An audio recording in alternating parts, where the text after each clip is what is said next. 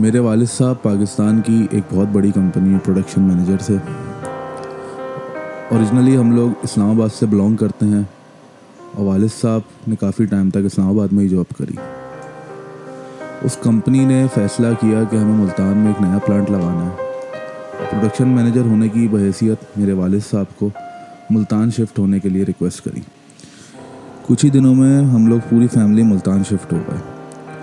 वालिद साहब का प्लांट मुल्तान शहर से थोड़ा बाहर की तरफ था, तो वालिद साहब ने ये फ़ैसला किया था कि घर जो वो रेंट पे लेंगे वो प्लांट के करीब ही हो ताकि आने जाने का रास्ता कम हो। वालिद साहब ने वो घर रेंट पे लिया था, वो ग्राउंड +1 की एक कोठी थी और वो शहर से थोड़ी आइसोलेटेड थी और आसपास लोग भी कम थे।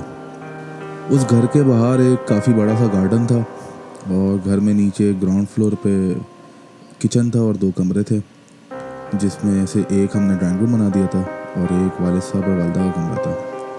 फर्स्ट फ्लोर पे भी 2 कमरे थे, जिसमें से एक मेरा और मेरे भाई का कमरा था और एक कमरा जो है वो लॉक था।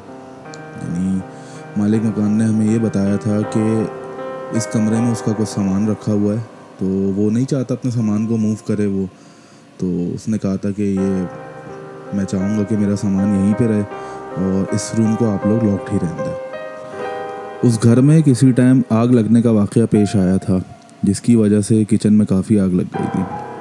खैर वहाँ अब मुरम्मत का काम तो हो चुका था। मालिक मकान ने हमें ये भी बताया था कि ऊपर का कमरा जो कि लॉक्ड है, उधर भी आग फैल गई थी और वहाँ पे भी आग से काफ़ी डैमेज हुआ है, तो इसलिए भी उस कमरे को बंद रखा हुआ है। जबकि मालिक मकान के बेटे ने हमें ये बताया था कि जिस टाइम आग लगी थी, आग सिर्फ ग्राउंड फ्लोर तक फैली थी और फर्स्ट फ्लोर तक नहीं गई थी। ये 2 अलग अलग बातें थीं, लेकिन हमने कहा कि इस पे ज़्यादा सोचना नहीं चाहिए। अगर एक रूम लॉक्ड है तो उसको लॉक्ड ही रहने दें और हमें रूम की ज़रूरत भी नहीं थी, क्योंकि मैं और मेरे भाई दोनों बहुत छोटे थे और एक रूम में बआसानी हम दोनों एडजस्ट कर रहे थे।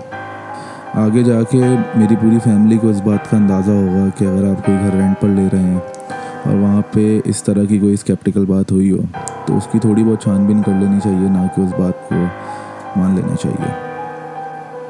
हम फैमिली में 4 लोग थे, मैं, मेरा बड़ा भाई, मेरी वालदा और मेरे वालिद साहब। उसके अलावा हमारा एक बहुत प्यारा सा डोबरमैन कुत्ता भी था, जिसका नाम हमने शेरू रखा हुआ था और वो कुत्ता हम सबसे बहुत वफ़ादार था और इस कहानी में उस कुत्ते का बड़ा अहम किरदार है। एक दफ़ा दोपहर का वाक़या है जब मेरी वालदा बाहर गार्डन में अलगन्नी पर धुले हुए कपड़े सुखाने के लिए टांग रही थी और मैं बाहर अपने पूल में बैठा हुआ था, जो कि बच्चों का पूल होता है, और मेरे साथ शेरू बैठा हुआ था और मैं शेरू के साथ खेल रहा था।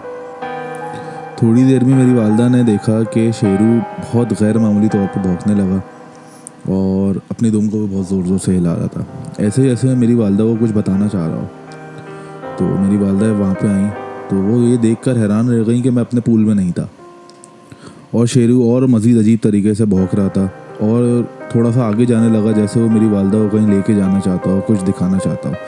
तो मेरी वालदा भी उसके पीछे पीछे चलती गई। शेरू भौंका जा रहा था और चला जा रहा था और पीछे मुड़ मुड़ के मेरी वालदा को देखा जा रहा था। मेरी वालदा भी उसके पीछे पीछे जाने लगी। हमारी प्रॉपर्टी से थोड़ा सा दूर एक छोटा सा तालाब था और शेरू मेरी वालदा को उस तरफ लेके जाने लगा।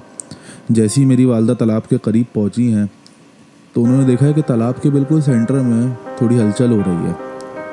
थोड़ा और मज़ीद करीब पहुंचने पर उनको इस बात का एहसास हुआ कि जो तालाब के बीच में हलचल हो रही है वो इस वजह से हो रही है कि मैं तालाब के बीच में हाथ पाँव चला रहा था। मेरी उम्र उस वक्त महज 2 साल की थी और ये सब देख के मेरी वालदा बहुत ज़्यादा खौफज़दा हो गई और फ़ौरन तालाब में कूदी और मुझे तालाब से बाहर निकाल लिया। तो इस तरह से शेरू ने मुझे डूबने से बचाया और मेरी वालदा घर आई और यही सोचे जा रही थी कि मैं उस तालाब तक आखिर पहुंचा कैसे। उनको ये लगा शायद उन्होंने मुझे अंडर एस्टिमेट किया है और मैं शायद बहुत ज़्यादा तेज़ चलना शुरू हो गया, उनकी नज़रों से बच के मैं उस तालाब तक पहुंच गया। ये सब होने के बाद मेरी वालदा थोड़ी सी एक्स्ट्रा कॉन्शियस हो गई और उन्होंने हमारे कमरे के बाहर एक गेट लगा दिया जो कि लकड़ी का था और उसकी हाइट इतनी थी कि मैं और मेरा भाई तो उसको नहीं खोल सकते थे। तो हमारी वालदा हमें अपने कमरे में छोड़ के उस गेट को लॉक कर देती थी और वो अपने कामकाज करती थी घर के। एक शाम का वाक़या है जब मेरी वालदा डिनर बना रही थी और मैं और मेरा भाई अपने कमरे में ही थे फर्स्ट फ्लोर पे। और एज यूजुअल वालदा ने बाहर से वो लकड़ी का गेट लॉक किया हुआ था।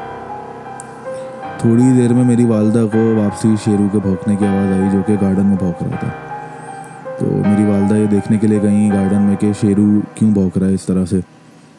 जब गार्डन में गई तो शेरू गोल चक्कर लगा के भौंके जा रहा था और वालदा को समझ नहीं आ रहा था कि ये क्यों भौंक रहा है।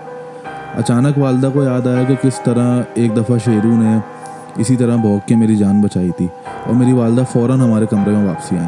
मेरी वालदा हमारे कमरे के बाहर पहुंची तो देखा कि वो लकड़ी का दरवाज़ा एज इट इज़ लॉक्ड है। वालदा ने दरवाज़ा खोला और कमरे के अंदर आई। कमरे के अंदर आके उन्होंने देखा कि मेरा भाई तो कमरे में मौजूद है, लेकिन मैं कमरे में मौजूद नहीं हूँ, जिससे मेरी वालदा काफ़ी डर गई। उनको बड़ी तशवीश हुई कि मैं किधर चला गया। तो उन्होंने घर में देखना शुरू कर दिया।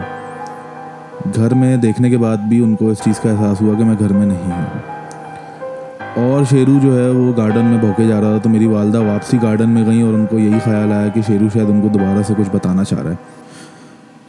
मेरी वालदा को देखते ही शेरू ने एक तरफ दौड़ लगा दी और मेरी वालदा भी उसके पीछे चल दी। थोड़ा ही दूर जाके, लगभग हमारी प्रॉपर्टी से कोई 1 किलोमीटर दूर, झाड़ियों का एक सिलसिला शुरू हो गया और शेरू उन्हीं झाड़ियों के अंदर मेरी वालदा को ले गया। और मेरी वालदा खौफ के मारे बिल्कुल कपकपा रही थी कि शेरू उनको यहाँ क्यों लेके जा रहा है। शेरू थोड़ा सा आगे लेके गया तो उन्होंने उन झाड़ियों में देखा कि बड़ा अजीब सा मंजर है। कहीं पे जूते पड़े हुए हैं, कहीं पे कपड़े पड़े हुए हैं, कुछ परिंदों की लाशें वहाँ पड़ी हुई हैं, जो सब देख के मेरी वालदा के खौफ में और ज़्यादा इजाफा हो गया। मेरी वालदा जैसे ही वहाँ पहुँची तो उन्होंने मुझे झाड़ियों के बीच में बैठा हुआ पाया और उन्होंने फ़ौरन आके मुझे लपक के उठा लिया और मुझसे पूछने लगी कि बेटा तुम यहाँ कैसे आए। मैं उस वक्त लगभग 2 साल का था और बोलना तो मैंने स्टार्ट कर दिया था, लेकिन फिर भी मैं सही से नहीं बोलता था और चंद अल्फाज ही में बोलता था। मेरी वालदा के 2-3 दफ़ा पूछने पर मैंने अपनी वालदा को ये बताया कि मुझे यहाँ बच्चे लेकर आए हैं। मेरी वालदा ने पूछा कौन से बच्चे, और अब वो बच्चे किधर हैं? तुम यहाँ तो अकेले बैठे हो, वो बच्चे किधर हैं जो तुम्हें यहाँ लेकर आए?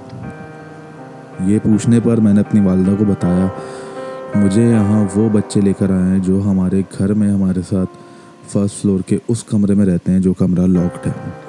ये सुनकर मेरी वालदा बहुत ज़्यादा खौफज़दा हो गई। मेरी वालदा मुझे घर लेकर आ गई और वालिद साहब के आने का इंतज़ार किया, और जैसे ही वालिद साहब घर आए हैं वालदा ने उनको पूरा वाक़या बताया और ये भी बताया कि ऐसा एक दफ़ा पहले भी हो चुका है, लेकिन मैं उस चीज़ को नज़रअंदाज कर चुकी थी। लेकिन इस दफ़ा मैं उस चीज़ को नज़रअंदाज नहीं कर सकती, क्योंकि ये पॉसिबल ही नहीं है कि एक 2 साल का बच्चा तकरीबन 1 किलोमीटर दूर अकेले चले जाए।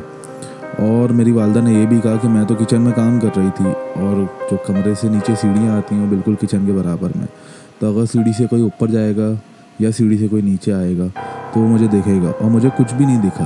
तो ये कैसे पॉसिबल है कि मुझे कुछ नहीं दिखा और ये घर से इतना दूर चला गया। मेरी वालदा ने इस चीज़ पे इंसिस्ट किया कि कहीं और शिफ्ट हुआ जाए और इस घर को छोड़ दिया जाए। उनको ऐसा लगता था कि इस घर में कुछ मसला है, और मेरे वालिद साहब ने उनकी बात सुन ली और कहीं और घर देखा और हम लोग कहीं और शिफ्ट हो गए।